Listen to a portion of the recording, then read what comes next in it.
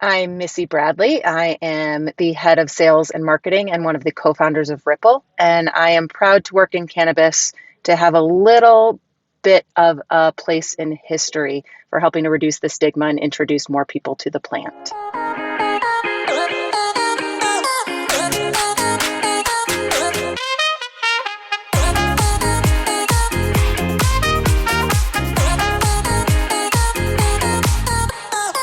Hey, everybody, and welcome back to another episode of the Proud to Work in Cannabis podcast. Very excited today to be joined by Missy Bradley, who is one of the co-founders and the head of sales and marketing at Ripple. Actually, Missy and I were connected through our mutual investor, Maddox, and we sat down virtually and got to know each other a little bit. And we've been meaning to go and grab a cocktail, and I feel like the year's just gotten away from us, Missy. But how are you? I am all right. How are you doing, Carson? I am great. It looks like you're in a phone booth somewhere. I am. I am currently in one of our facilities in Commerce City, Colorado. Commerce City. I'm sitting in Denver, and it's actually I feel like this is kind of our first real week of summer. Yes, it has gotten hot finally after all of the crazy storms and hail. I see blue sky out of my cell window. Yeah, exactly. Well, I have a lot on the docket that I want to talk about today, but to get us started, can you talk to us about how you decided to help co-found Ripple and why you wanted to go into the industry? Absolutely. I was a harder sell, I think, maybe than most. It happened to be around 2014, and one of my childhood friends had the original idea for our company. He and my other co-founder were working on ideas for the business. They were living out in New York. I happened to be living in Colorado. So my childhood friend, Justin, had approached me about helping them get the business set up here in Colorado. And I initially said no. I never really used cannabis all that much. The couple of times that I had smoked was probably with Justin, and never really found a place for it in my life. So I didn't know what trajectory that would put me on. And I was kind of scared to give up the career that I had built up to that point for this industry that I knew nothing about, and that was still in its infancy in the recreational market here in Colorado. After sitting down with Justin and Jeremy and seeing the legitimate business plan that they had put together and recognizing that the product that we would be making would be something that hadn't yet been done and could help people like me. I was a young mother at the time. I really thought long and hard about it and eventually came on board part-time to start and then full-time in 2015. And Missy, what were you doing prior to this? I know you mentioned you didn't want to, you were nervous about what career trajectory it would put you on, and you had been working. What were you doing leading up to this? So I had a former life as a journalist. I had gone back to school to get my master's in journalism, got out of school and had an internship at a magazine that I adored, which ended up turning into a job at a magazine that I adored. Moved out to Colorado with my husband and ended up working for a nonprofit that was in the climate space. And we were educating people about climate change and things that they could do. It felt like a more professional career track than what was available to people in cannabis at the time. So it's 2014, you're going part-time, and then it's 2015 and you go all in full-time. I'm assuming you move your whole family to Colorado? We were already here. So my husband had gotten a job in Colorado we moved out from San Francisco. We hadn't been here all that long yet, maybe a year, almost two. And yeah, I mean, it was just like flipping a switch. And the good part about it was that we were all learning together, both my co-founders and myself and the industry. Recreational cannabis was still very much in its infancy, like I said, and we were the first marijuana-infused products license granted in Commerce City. So the city, county, state, everybody was kind of working alongside of us to figure out how how we got this up and running, what we were supposed to do, what forms we might need to fill out that weren't available previously. And I think that helped, because it wasn't like I was stepping into an arena where everybody else knew everything about what was happening and I knew nothing. So there was a learning curve, but we were all on the same curve. And can you talk to us a little bit about the original? I know you've come out with a lot of products over time, but the original idea for the business and sort of like how you launched. Talk to us about that. The original business was around microdosed tea products. Our original product and the original business was still water tea. And we had microdose organic loose leaf teas that were 2.5 milligrams of THC, available in a mint, green, and black variety. They were meant to relax, not to intoxicate. And what I remember most from those early days was the pushback that I got when bringing these products into dispensaries. It was always around the price per milligram being too high. So that tended to be the number one objection, and followed by, this won't get people high. And trying to convince buyers and dispensaries that there was room for a product that didn't get people high, for a product that allowed people to use THC functionally and not just to get blasted. It really didn't exist then. Kiva hadn't come online yet. That dose in Colorado, 2.5 milligrams, didn't exist. So that, coupled with the fact that the processing that we had done to render the THC water soluble in order to make a tea that didn't have an oil slick sitting on top of it, was sort of new and novel. There were a lot of educational components to those early sales. And the shops that did buy in those early days are still very much some of our best partners for the products that we have now in Colorado. So I'm assuming you were the one going out and actually doing the sales. Like in the early days, was it quite literally you, Justin, and Jeremy? And like, how did you divide and conquer who was focused on what? It absolutely was the three of us. And then very soon, not even very soon after, before we had received our license, we brought in somebody who I had worked with in my previous life at the nonprofit, also a Carson. Yeah, I've met her. Yes. And we brought her on originally as a compliance manager, I think was the title that we had given her. But she ended up leading marketing and events, and it was instrumental to the early growth of the business. And then our head of R&D, Keith Wolfel, who had been an advisor in the early days before we were up and running, he didn't even move out from New Jersey. He started doing a commute from New Jersey because his wife and young girls were still out in New Jersey. He had been at Mars Candy Company for over 20 years, and he had been following our journey as Justin would send out investor updates and let everybody know what was going on. And he said, hey, I'd love to come check out what you're doing. So we brought him out for a weekend, convinced him to join us. And so Justin, Jeremy, Carson, Keith, and myself, we were the team. And we kind of divided and conquered based on who was available for what, depending on the day. Carson and I would be in the back. At the time, we had a manual process for rendering the THC water soluble. It was all very much, we would sort of make crepes. It was a very handsy process. And we had to dry them out, and then we had to grind them by hand. We were working the filling machines. We were packing. We were delivering shipments ourselves. So in a lot of ways, it was really helpful for understanding what sort of business it was that we were building and bringing new people in to follow on. But yeah, that first summer, so we were live with product in June of 2016. And for the majority of that summer, it was that core team manufacturing, filling, shipping.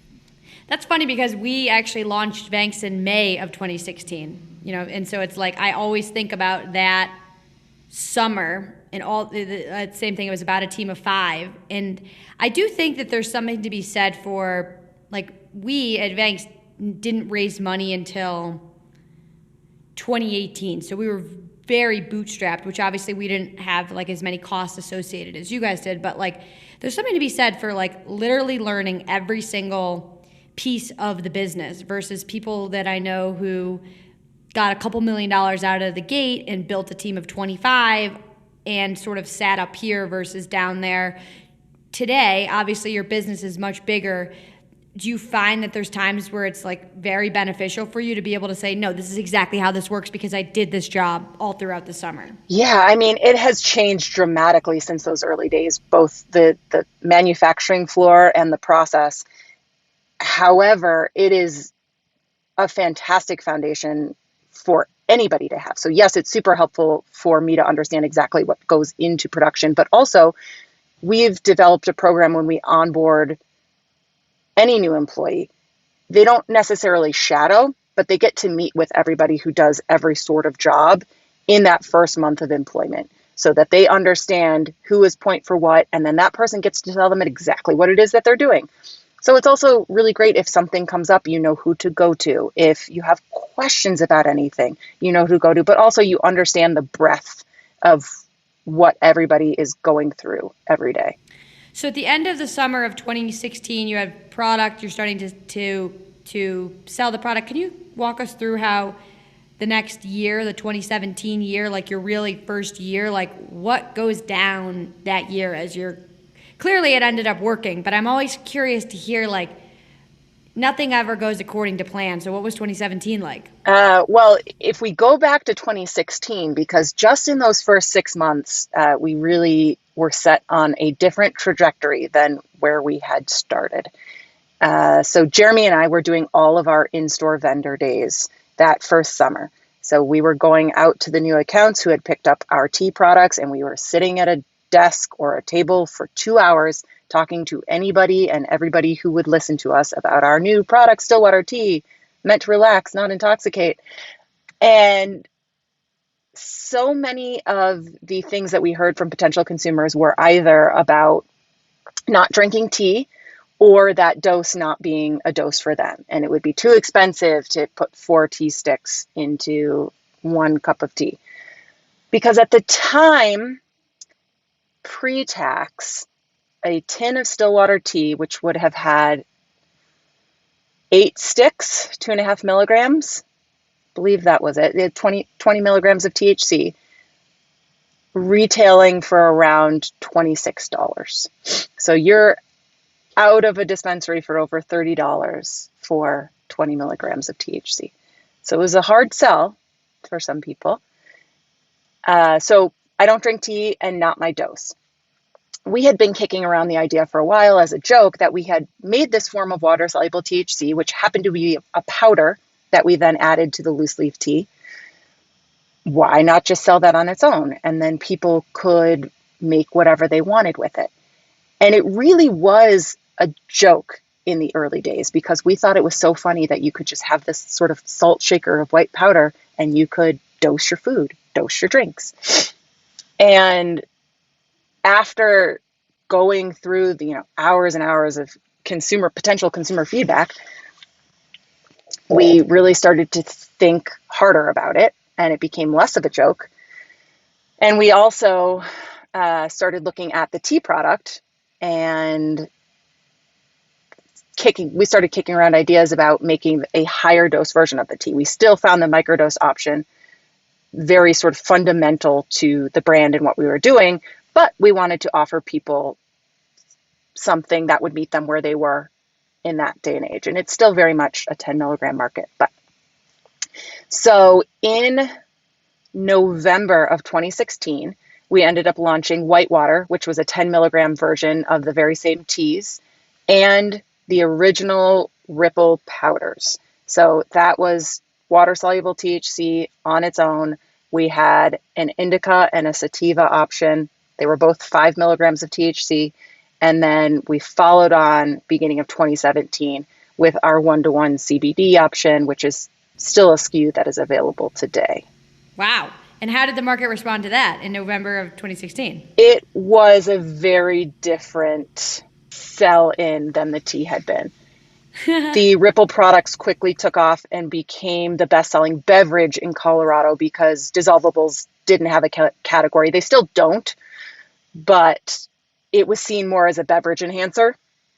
And there still really isn't a great option for shipping heavy beverages around. So as much as the beverage category is ticking up, transport on those is still difficult, especially if you need refrigeration. I'm sure the margins on that is just, I'm sure, yeah, It's so beverage hard. is So so having hard. a powdered dry product made it super easy, efficient. And yeah, it was, granted, we'd only been in market for 6 months before then, 5 months, but it took off in a way that we didn't anticipate, especially being that we had built the company on a different product. And yep, and the brand and the lifestyle that we were initially targeting changed a little bit in those days. And so as you were experiencing all this growth, who did you hire next? How did you go about it? So the next couple of hires were heavily focused in manufacturing. Two of them we still have today. So floor leads, machine operators, and then I think a couple of front of house, but very much manufacturing focused still. I ended up so myself and Carson became a marketing team of two. We quickly hired on another marketing manager so that we sort of had our core events team, because at the time, and I would say even still today, it was very much a grassroots operation. You have to go out to the events, you have to meet the people, you have to get to know the other players in the industry. And so we were a roadshow, and it was a small team, quickly followed on by a couple of salespeople so that we didn't have to do it all ourselves anymore. And it remained a pretty small team, I would say, through 2017. Talk to me about investing and investors. What I know you mentioned earlier in the conversation that you were sending investor updates. So, what kind of rounds did you do? Did you start with friends and family? And just talk to me about the early days of investors and how you went about funding this out of the gate. Sure. I mean, this is very much Justin's operation in terms of Justin as CEO. He is the investor guru. Yes, the early round, friends and family. And thankfully, that lasted us for quite some time. We've always kind of spent money as if it were our own, because we see it as being our own. And we are only trying to do what we can do within our means. The early round, so after the seed round, every other round was sort of built on expansion opportunities, things that we wanted to do here in Colorado, expanding to other states, expanding into CBD, which we have since mostly pulled back from because of lack of regulation and ability to do anything at all worthwhile in that space. But all of the rounds since, so a lot of our early investors invested in following rounds as well. And, you understand what it's like to get capital in this market. It is hard. And you also want to make sure that it's coming in from people who understand and respect the business and respect what you have built in a way that they want to offer support, not to change. And I think that can be really hard with some investors. And thankfully, we don't deal with this, but I've heard from other people and other businesses that they have, sort of heavy hands on their business from one investor type or another, and who want to fundamentally change the business. And thankfully, we haven't had any of that. So it's mostly friends, family, high net worth, and people who believe in the technology and the capabilities that we have built. And you mentioned that some of the rounds were going towards going into new markets. Talk to us about what other markets you've gone into, and the process of taking a product to a new market. I know there's a lot of folks out there listening that maybe have a single state operation or a brand that's starting to pick up traction in one state and are thinking about, do I want to stay in this one state or do I want to start expanding? Like, how did you guys decide to go into new markets and how did you go about it? We spent, I think, the better part of a year looking at what the regulatory environments looked like in other states. We wanted to find something that was sort of similar to Colorado in that they had strict guidelines to follow. We find we operate really well in heavily regulated environments. Tell us what we can and can't do, and we will do it. And Justin and I both grew up in Michigan, and Michigan had a framework that was somewhat similar to what we were doing in Colorado. And we had friends and family there who could help in the early days get things set up. We understood the lay of the land. We understood the market to an extent. So we opened in Michigan. We spent the better part of a year building out our own facility and hiring our own team, making sure manufacturing was set up, getting everything licensed. We wanted to do it ourselves because our process is both very technical and something that it's proprietary. And being in the space that we're in, patenting around the process is difficult. And we have some patents on some of the sort of extraneous elements, but we can't patent what's actually happening with the THC. So we like to hold the process as close to the team as possible. And so, better part of a year getting things set up. We launched in the Michigan market in March of 22. Is that possible? I believe it is. Last year. And that was when the Michigan market was just on this upward trajectory. Yeah, it was rip-roaring last year. Michigan was our biggest market last year. Most jobs beside Missouri last year, which no surprise. I'm sure you hired a lot of people. So then you would have seen months after that, it tanked. The bottom fell out. And we were like, what happened? All these people just got hired and now they've all been fired. Mm-hmm. And we had, all of these projections of what that market could do, being bigger than Colorado. And, we knew what we had done here and process we had here. And, we had basically been able to lift everything and plant it there. And we both had a med and a rec license, something that we don't have in Colorado. And so we were sort of left scrambling, trying to figure out what we were supposed to do with that market. And we had to furlough the staff, and we ended up finding a licensing partner who wanted to take on the business and sell the products and take on the staff. And that was amazing. So we were really excited about that. And then the Michigan market. Thank God, honestly. Thank God.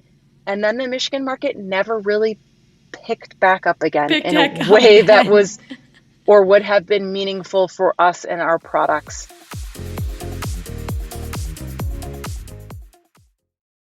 This industry is so hard. Like, what other industry do you spend all this time going into the market, getting the facility set up, hiring the team, having it boom, and then having it just like die and never come back? I mean, We're in the same boat of like got a salesperson, like all the things, and it was great, and then it was not great.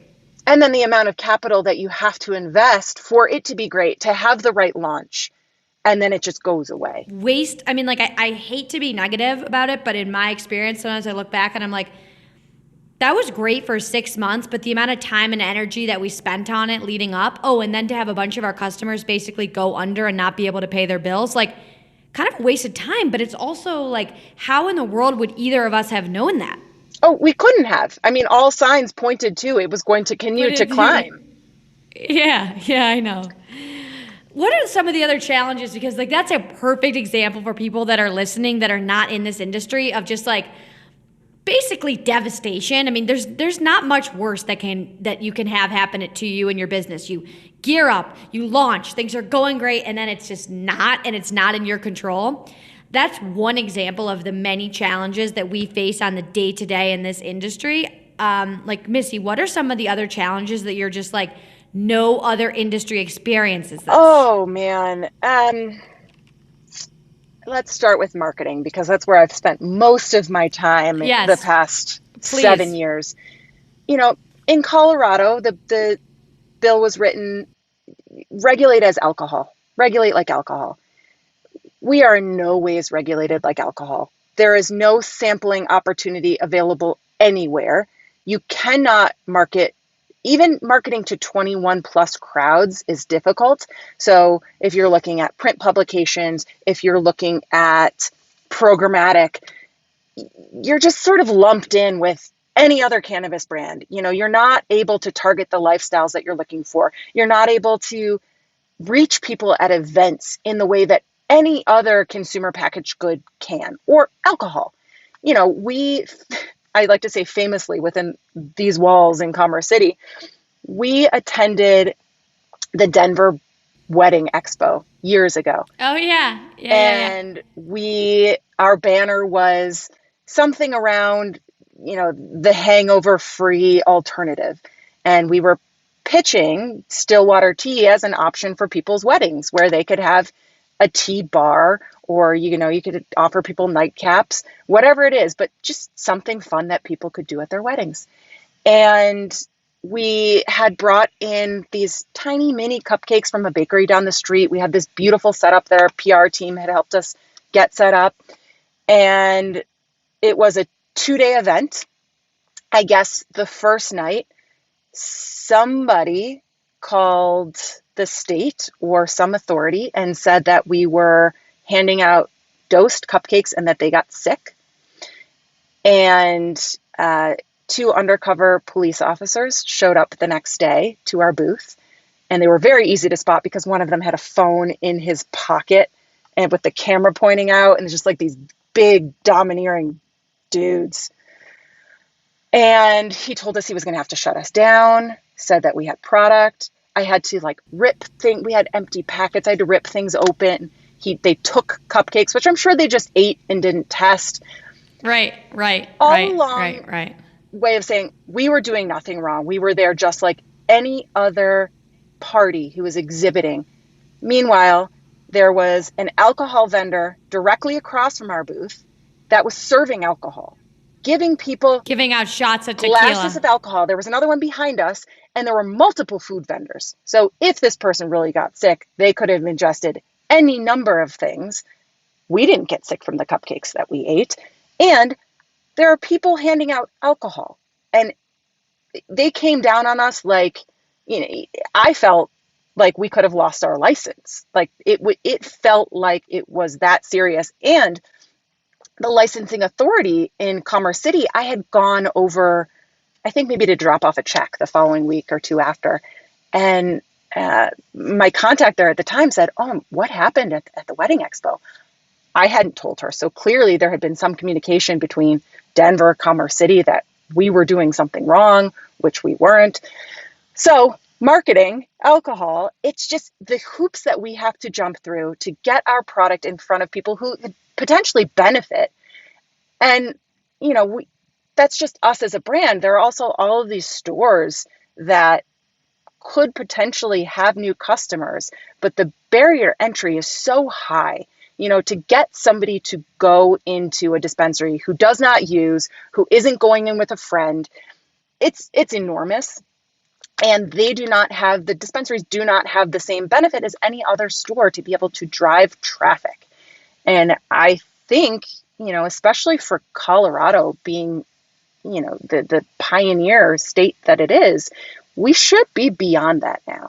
And we're just not, and it's frustrating. And then, I will couple that with social consumption laws and consumption lounges. And I just feel like everything has taken so long to sort of just eke by, and we haven't really gotten it right. And it can be frustrating because it has been a long time. Yeah, so that kind of leads me to my next point around okay, so you're here now, you're in Colorado. How is the business doing today in Colorado? Because from what I see, the product is flying off the shelves. So we are doing really well right now. We're on an upswing. The market is down. So as a brand, we feel safe enough in Colorado, and we feel like we have the right product suite to hold our own in Colorado. Part of that is this past winter, we launched a value gummy brand. So back in 2016, we have the original incarnation of the Ripple powders. We end up going into ready to drink, or we end up going into instant coffees. We pull back on the tea and coffee line. We go into gummies. We also ended up making another form of the powder, so not flavorless dissolvable, a flavored dissolvable powder akin to a pixie stick, because we had a long running consumer survey that showed that the majority of our customers were either pouring the Ripple into a shot glass of water or pouring it directly on their tongues. So we wanted to create a better experience for that. Like, clearly you're looking for a quick mechanism, quick way to get the product. We can make that taste really good. So that was our quick stick product. And the gummies, it's sort of twofold. Gummies are the largest share of the edibles market here in Colorado and nationwide. So we wanted to be able to play in that space, but we wanted to have a reason to play in that space as well. Our reason was we had created this water-soluble form of THC that turns out had a faster uptake and was absorbed quicker than the standard fat-soluble forms of THC. So we realized we could create a fast-acting gummy with this technology that we had created for our dissolvable powders.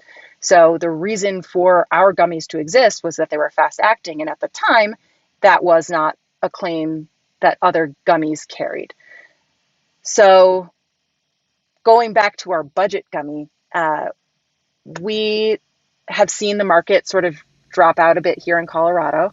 Majorly. We have majorly, both inflation, in like forever impending recession, and somewhat of a mature market where there were these players in COVID times who saw what was happening to the industry. There was the spike. They started getting set up back 2020, 2021. It takes a year, 2 years to get set up. There's this overabundance of flower in the market and people searching for what to do with it, and that's driving the price down. And we have budget consumers who are getting pinched everywhere, and they still consider cannabis a necessity, but they're not going to go in and pay $20, $40, $60 for product. So we have been trying to build out a suite of products that can meet the consumer where they are, and that can help dispensaries, similar to the alcohol model, build that good, better, best. No matter who comes into the store, you can have a product available for them. And as a brand, we want to be able to provide you with those products that are reliable, that you can get at any price point and still have a quality product. And that is going, it seems like, to your point, that has been received very well. So do you think that you'll take this to other markets, or based on your experience in Michigan, you're like, we're going to be a Colorado company, or is it still secret and you can't share on the podcast yet? So I would say silver lining of what happened in Michigan was that it forced our team to focus back on Colorado. And we had taken our eye off the ball for years because of both the CBD company and then launching in Michigan. It just pulled our attention elsewhere. So we were forced to take time to reinvest ourselves in the Colorado market, get back out to events, start talking to people again. We did a bunch of focus groups with bud tenders to understand what they liked about our products, what they didn't like about our products, what they liked about other products. And we went through our own internal rebrand to better acclimate our product set for the current landscape of the Colorado market. And I think that was sort of the tipping point for us, where we had a legacy product that was well loved by a lot of people, but we weren't cool anymore, for lack of a better term. It was just sort of, if you knew, you knew, but it wasn't the latest and greatest. And we wanted to be able to show up in the market in a way that made sense for the time. So with all of these focus groups with our bud tenders and with this rebrand, we were able to regain a bit of that sort of OG status.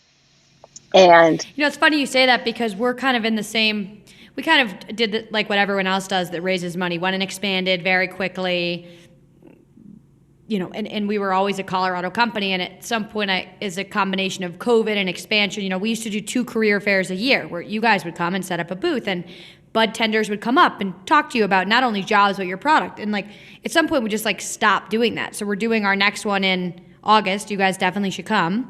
And it's just like getting back to that core focus. And like, I think it is a blessing, and at least for us, I don't know if you feel this way, like a blessing in disguise to be able to refocus, recenter, and then figure out expansion from there. yeah, absolutely. And it doesn't feel like it when you're initially in it, but looking back, absolutely, that focus was totally necessary for us to be in the position that we are in now.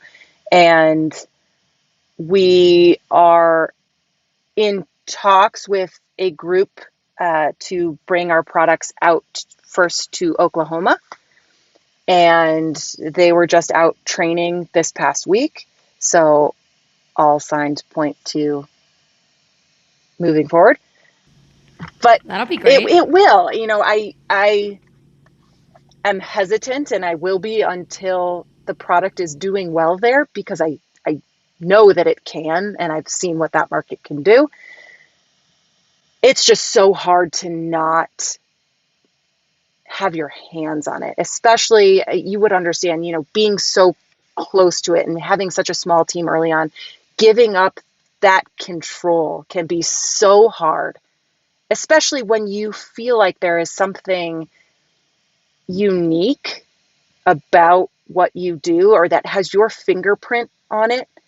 And you want somebody else to treat it with the same respect and diligence that you would. And I do believe we found the right group, but it is still terrifying. It's terrifying. And at the end of the day, like, at least in my experience, like, just like something about the way you do it, it's just like, even if you find the best person ever, like, it's still not you. And that's actually, for me as an entrepreneur, the piece that I've struggled with the most, of being able to be like, okay, this person can do it 90%. Right? I got to be okay with that. Or like trying to find somebody that can do it 110%. But to your point, it's just like so hard to.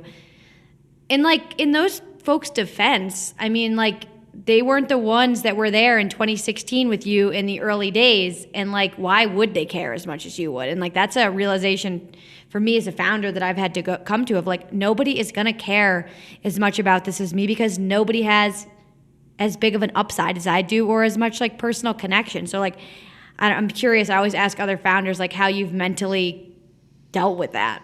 It's been a process. I mean, in the early days, we all were doing everything. And I think it wasn't really until one of the things that I would say really helped me was when I had my second child. I had to step back at least for a couple of weeks. And when you take those moments to step back and realize that the wheels are still turning and things are still happening, that was helpful for me. And then also at one point we got so big that I just couldn't touch everything. And it was both a breaking point and a big learning moment for me, that I had to let some things go.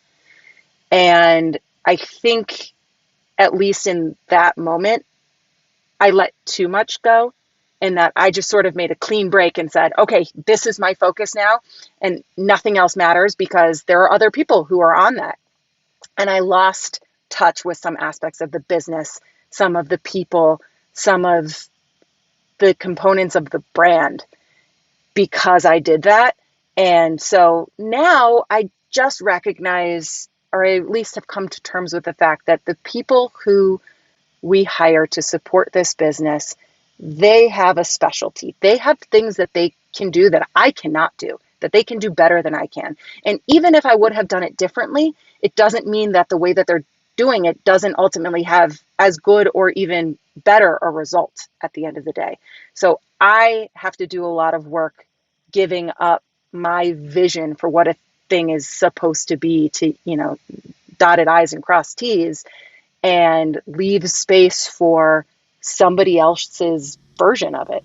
That's a great piece of feedback, and I'm actually going to try to incorporate that a little bit into my day-to-day. Well, we're coming up on the time here, but my last question for you is, so you've been in the space since 2014, 2015 full-time, about the same amount that I have. Like, what do you do to like keep the optimism and the hope and like keep charging forward? Because to be real, it's been a hard kind of time. Anyone listening that's in the industry would know that. So I always ask people, like, what do you do for yourself so that you can show up being the best version of yourself and not let the stress and the uncertainty and all the components just like totally drain you and wear you out? Like, what do you do for Missy so that you can show up and give it your all, even though the external circumstances are ridiculously hard?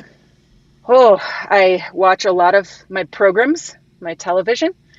My husband and I, we have sort of our ritual. The kids go to bed. My kids go to bed, and we have whatever series we are watching at the time. And that's sort of our time to decompress. I think having young kids is super useful because they demand attention, and weekends tend to be devoted to activities and friends. And I also would say I am of the cult of Peloton. I have to move my body in the morning or else I'm dragging throughout the day. There's just so much pent up angst that I need to get it out. And then also, it's not really a thing that I do for me, but a thing that has helped tremendously throughout the years is that I wholeheartedly believe in the products that we make, and I love them to their core. And I don't want to see a world in which they do not exist. I want them to live on in whatever way they can. So, whatever that means for us as a business, as long as the product gets to survive and it comes through unscathed, then that's a win for me, because I do think that it is something that deserves a place out in the world. Well, Missy, thank you so much for doing this episode today. If people want to find your product, how can they figure out where to locate your product and where to go pick it up? Because I think everybody listening definitely needs to go try out some of the Ripple products. Well, thanks, Carson. We are tryripple.com, and you can click on the right button there, our store locator, and it will show you all of the products and where to find them. Amazing, everybody. Well, thanks again for tuning in. And Missy, thank you for your time today. It was great to see you. And we actually need to go do our in-person meet and greet now that we've done a podcast. Thank you, Carson. Absolutely. We'll get on it.